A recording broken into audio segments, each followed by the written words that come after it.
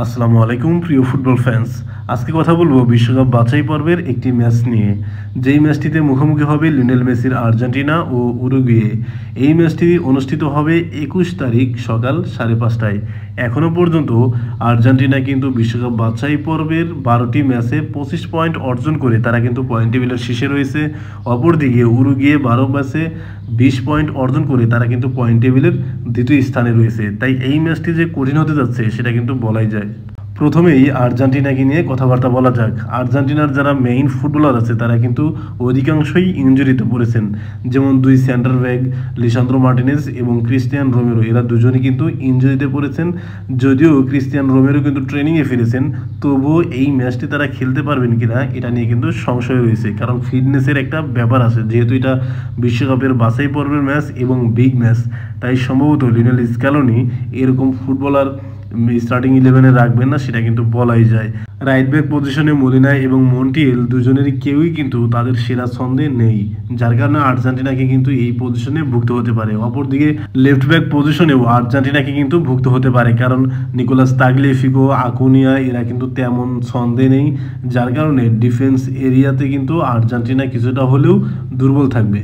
এদিকে Rodrigo D পলেরও কিন্তু ইনজুরিতে পড়ার সম্ভাবনা রয়েছে, কারণ উয়েফা চ্যাম্পিয়ন লিগের রাউন্ড অফ 16-এর ম্যাচে অ্যাটলেটিকো মাদ্রিদের হয়ে সেকেন্ড ম্যাচে রিয়াল মাদ্রিদের বিপক্ষে তিনি কিন্তু মাঠ থেকে বেরিয়ে যান। তাই রদ্রিগো ডি পলও যে ইনজুরিতে পড়ার সম্ভাবনা রয়েছে সেটা কিন্তু বলাই যায়। এদিকে লিওনেল মেসি লাস্ট 3টা ম্যাচ কিন্তু ইন্টার মায়ামির হয়ে মিস করেছেন। কনকাকাফ চ্যাম্পিয়ন কাপ এবং MLS কাপের মোট 3টা ম্যাচ কিন্তু লিওনেল মেসি মিস করেছেন। কারণ ফ্যাব্রিজিও রোমানোর একটা পোস্টের মাধ্যমে আমরা জানতে পেরেছি লিওনেল মেসির টিস্যু কিন্তু ওভারলোড হয়ে গেছে, যে কোনো সময় লিওনেল মেসি ইনজুরিতে পড়তে পারতো, যার কারণে কিন্তু ইন্টার মায়ামির কোচ হ্যাভিয়ার মাসচেরানো লিওনেল মেসিকে 3টা ম্যাচ কিন্তু রেস্ট দিয়েছেন। তাই সামনের এই উইন্ডোতে আর্জেন্টিনার কিন্তু কঠিন সময় আসতে পারে, সেটা কিন্তু বলাই যায়। এখন একটু উরুগুয়েকে নিয়ে কথাবার্তা বলা যাক। লাস্ট 2 থেকে 3 বছর উরুগুয়ে যে লেভেলের পারফর্ম করে যাচ্ছেন সত্যি প্রশংসনীয়। গত বছর তো ব্রাজিল এবং আর্জেন্টিনাকে কিন্তু তারা হারিয়েছে এই বিশ্বকাপ বাছাই পর্বের ম্যাচগুলোতে, অর্থাৎ আর্জেন্টিনার বিপক্ষে সর্বশেষ ম্যাচে কিন্তু 2-0 গোলের জয় পেয়েছে এই উরুগুয়ে। উরুগুয়ের কয়েকজন কিন্তু গুরুত্বপূর্ণ খেলোয়াড় রয়েছে, তাদের মধ্য থেকে অন্যতম রোনাল্ডো আরোহো, ফেদে ভালভার্দে এবং ডারউইন নুনেজ। বিশেষ করে ডারউইন নুনেজ কিন্তু লাস্ট কয়েকটা ম্যাচে অনেক গোলই করেছেন, প্রায় 10টার মতো কিন্তু গোল করেছেন লাস্ট 7-8টা ম্যাচে। তাই এখান থেকে সুস্পষ্টভাবে বোঝা যাচ্ছে ডারউইন নুনেজ কিন্তু জাতীয় দলের হয়ে দারুণ ছন্দে রয়েছেন। উরুগুয়ে এবং আর্জেন্টিনার মধ্যকার সর্বশেষ 5 ম্যাচে আর্জেন্টিনা কিন্তু 3টিতে জয়লাভ করেছে, আর 1টিতে জয়লাভ করেছে কিন্তু উরুগুয়ে, আর একটি ম্যাচ কিন্তু ড্র হয়েছে।